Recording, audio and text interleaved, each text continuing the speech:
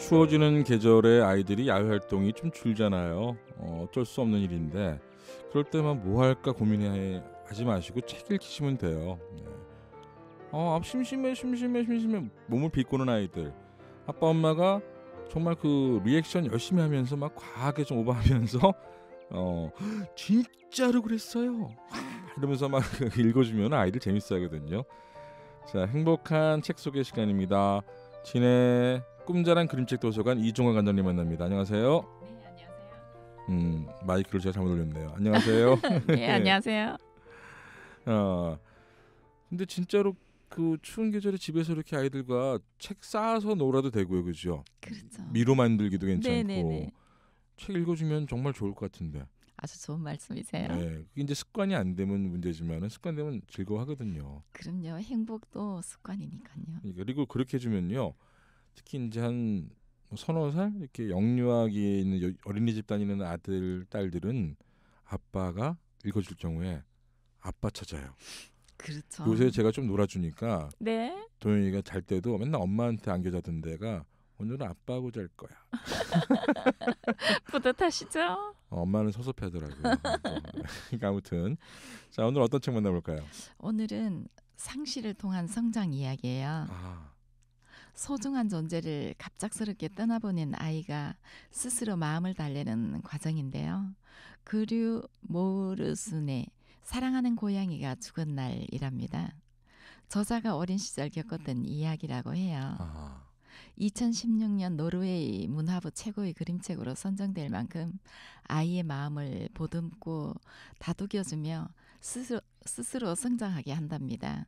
그 성장은 눈에 보이지 않아서 겉으로는 아무것도 변한 것 같지 않지만 슬플 때 슬퍼하고 화가 날 때 화를 내고 보고 싶을 때 그리워하는 법을 스스로 익혀나가게 해주거든요. 아이가 감정 표현이 없는 아이들이 있어요. 그렇죠? 보면은 이제 눈치를 보면서 자기 감정을 억제하거나 네. 아이답지 못한 거거든요. 그건 집안에서 이제 어떤 가풍이나 분위기가 잘못되어 있다는 거죠. 그러니까 그렇죠. 이걸 이제 자연스럽게 표현할 수 있는 이런 것들이 중요한데, 그러니까 아이들의 어떤 감정선을 조심스럽게 이렇게 표현했던 작품 같네요. 그렇죠. 예. 대부분의 부모님들은 지금 말씀하신 것처럼 슬픔이라든지 여러 가지 감정을 드러내지 않고 숨겨야 한다고 배우며 성장하셨을 거예요. 남자는 죽을 때까지 3번밖에 울면 안 돼. 이런 무지한 얘기를 들었죠. 그렇죠. 감정의 억제를 미덕이라고 여기던 유교적인 영향도 있지만 지나치게 슬퍼하는 것은 건강을 해칠 뿐만 아니라 일상에서도 도움이 되지 않는다고 믿기 때문일 것 같습니다. 그런 우리 정서를 생각할 때 꼭 추천해드리고 싶은 이야기예요. 주인공은 이야기가 끝날 때까지 원망과 슬픔을 가슴에 담고 있습니다. 그렇지만 여러 방법으로 자신의 감정을 솔직하게 표현하며 그 감정을 따라가다 보면 슬픔이 크지만 금세 극복하지 않아도 된다고, 오랫동안 천천히 들여다보고 정말로 앞으로 걸어가고 싶을 때까지 갖고 있어도 된다고 마음을 놓게 해준답니다. 솔직하게 자신의 감정을 표현하면서 슬픔에 대처하는 과정. 아이 성장에서는 정말 큰 터닝 포인트가 될 수도 그렇죠, 있고요. 그렇죠. 네, 궁금해집니다. 예. 네. 어느 날 학교에 다녀왔는데 엄마는 청소 중이었고 금요일이었어요. 그런데 웬일인지 고양이 한 푸스가 달려나오질 않네요. 엄마도 아침에 보고는 못 봤대요. 깨끗해진 바닥에서 상쾌한 냄새가 났고 음악으로 가득 찬 집에서 엄마가 노래를 했어요. 바로 그때 옆집에 사는 엘리 아줌마가 문을 두드립니다. 그리고 믿기 힘든 말을 하시는 거예요. 고양이 함프스가 엘리 아줌마 집 지하실에 누워 있는데 죽은 것 같다는 거예요. 예. 그럴 리가 있나요? 함프스는 이제 겨우 1살이고 오늘 학교 가기 전에 밥도 잘 챙겨줬는데 죽었다니요. 엄마와 함께 엘리 아줌마네 집 지하실로 들어갔어요. 빨래더미 너머로 매일 보던 귤색 털이 보입니다. 함프스예요. 엄마는 잠든 것 같다고 하셨어요. 정말로 자고 있는 것 같았거든요.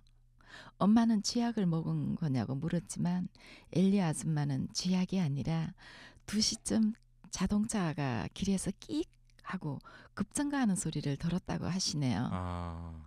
아이는 차에 치였으면 길에 쓰러져 있어야 하는데 죽은 고양이가 왜 엘리 아줌마 지하실에 있는 건지 이해가 되지 않았답니다. 엄마는 차에 치인 후 지하실 문이 열린 걸 보고 들어왔을 거라고 하셨어요.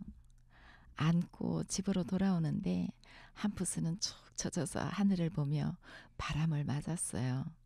온 세상이 달라 보입니다. 심장이 쾅쾅 뛰고 활활 타올랐어요. 이게 그냥 듣기만 해도 슬퍼요. 그렇죠. 맞아요. 눈물이 나요 지금. 네. 어떡해.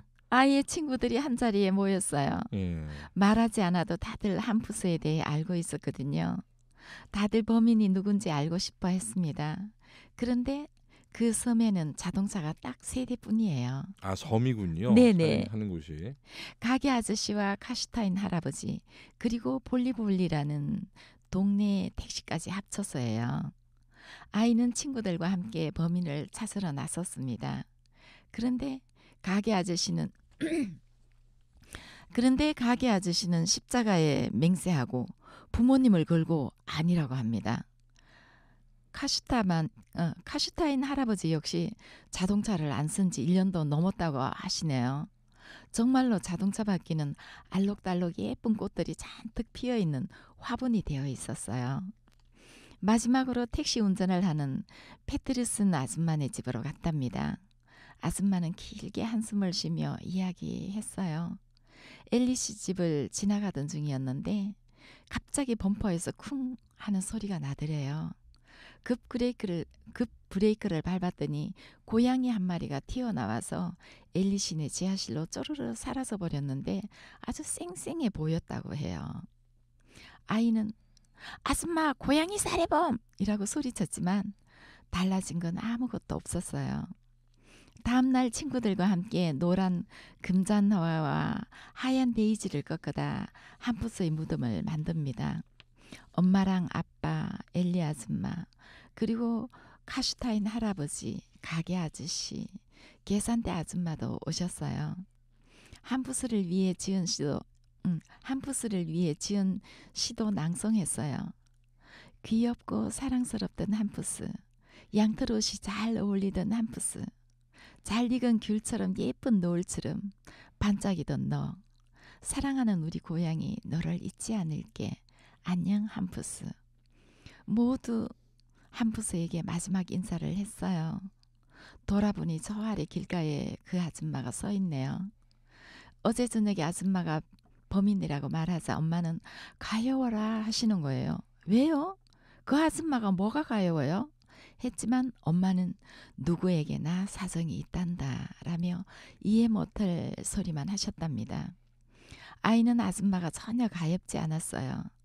집에 돌아오자 펑펑 울고 싶어졌습니다. 어제 들었던 노래를 다시 듣습니다. 넌 정말 아름다워. 널 진심으로 사랑해. 진심으로. 말로 다 할 수 없을 만큼. 그 가사를 되뇌며 며칠, 몇 달, 몇 년 계속 울면서 함푸스를 생각하고 싶었어요. 그런데 이게 이렇게 길게 안 간다는 것도 참 배움의 한 과정이죠. 그럼요. 아이들뿐만 아니라 어른들 아이들뿐만 아니라 어른들에게도 이 가슴 토닥토닥 해주는 그런 주제 같아요. 그렇죠. 예. 감정 표현이 서툰 아이들에게 이처럼 간접적으로나마 다양한 감정들을 접해보는 것도 좋겠죠. 처음에는 제목이 좀 거슬릴 수 있지만 주인공의 감정을 따라가면서 자신의 슬픔도 이야기해 볼 수 있는 시간을 가지게 되실 거예요.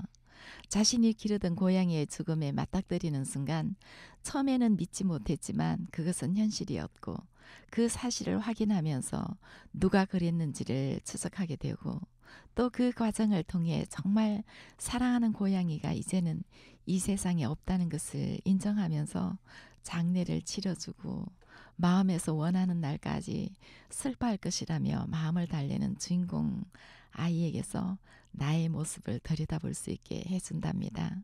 함께 읽으면서 슬플 때는 슬퍼해도 된다고 아이의 마음을 편안하게 해줄 수 있으실 거예요. 반려동물이 물론 아이들의 정서 영향이 좋지만은 그 생애 주기가 다르잖아요. 그렇죠. 이런 것들도 있는데 저는 기억이 나는 게 네, 그 시네톨 씨의 그 나라라 병아리 있잖아요. 네, 네, 넥스트에 네. 그 경험이 있었거든요. 저도 어릴 때 저희 때는 뭐 기계 병아리 워낙 많았으니까 집에서 그렇죠. 잘 기를 때는 중닭도 되기도 했었어요. 네, 근데 한 번은 진짜 제가 좋아하고 예뻐했던 병아리가 죽은 거죠. 제가 초등학교 3학년 때 정도로 기억하는데 네, 저희 아파트인데 옛날이니까 옥상에서 관리 사무실 그 소장님이 사시는 집도 있고 보일러 큰 게 있고 아무튼 옥상에 놓을 수가 있었어요. 되게 네, 네, 넓었거든요. 네, 마당처럼 네, 진짜로. 네, 거기 이제 지붕에 올라가서 네, 사람들이 안 보는 데 가서 그 콘크리트잖아요. 네. 근데 거기 묻어준 거예요. 흙을 들고 와서 구해와서 네, 친구 한 사람 하나 같이 둘이서 이제 막 묻어주고 예뻐라. 이제 그런 기억이 네, 나거든요. 네. 그때 맞아요. 되게 슬펐었던 것 같아요. 그렇죠, 그렇죠. 근데 어떻게 저도 그날 아 어떻게 저도 그때 그 시절에 그 나이에 그걸 묻어줄 생각을 했는지 모르겠지만은 분명 저에게도 어떤 성장기의 한 과정이었던 것 같네요. 그러니까. 그렇죠. 알겠습니다. 병아리도 그렇고 고양이도 한 마리 있었는데. 그래요. 아무튼 뭔가 헤어질 수밖에 없다는 거 현실이지만은 그렇죠. 네, 아이들의 감정을 인정해주고 토닥여주는 것이 치유의 과정이 될 수도 있다는 걸 알려주죠. 제가 작년엔가 한번 그랬는데 실수한 거죠. 올 네, 초인가? 네, 뭐 얘기하는 과정에서 이제 도영이랑 지우는 사이좋게 지내야 돼. 엄마 네, 아빠가 평생을 함께했으면 좋겠지만은 그러지 못하는 게 현실이다. 네. 엄마 아빠가 만약에 세상을 떠나면은 너랑 도영이밖에 없잖아. 그래서 얼마나 잘 지내야 되겠어? 이제 했었어요. 지우가 펑펑 대성통곡하는 그렇죠. 거예요. 얼마나 마음이 상하겠어요. 그래서 저는 이제 그게 불안하죠. 이제 그러니까 현실이고 이제 그렇죠. 지금은 아니지만 네, 네, 네, 언젠가는 네. 이런 얘기를 해주고 싶었는데 집사람이 애가 지금 1학년인데 벌써부터 그 얘기 좀 어떡하냐면서 막 뭐라 그러더라고요. 아니었구나 이런 거 그때 맞는 게 있는데 네, 사실은 이제 그 이후에 그 지우가 알아들으실 정도로 계속해서 이제 그렇죠. 달래주고 이해를 시켜줬죠. 그러니까 맞아요. 아이가 그게 어느 정도 필요해요. 이해하더라고요. 네, 그래서 네, 그럼요. 아무튼 그래 지금도 맨날 얻어 터지면서 그래도 네, 지 동생 안 미워하잖아요.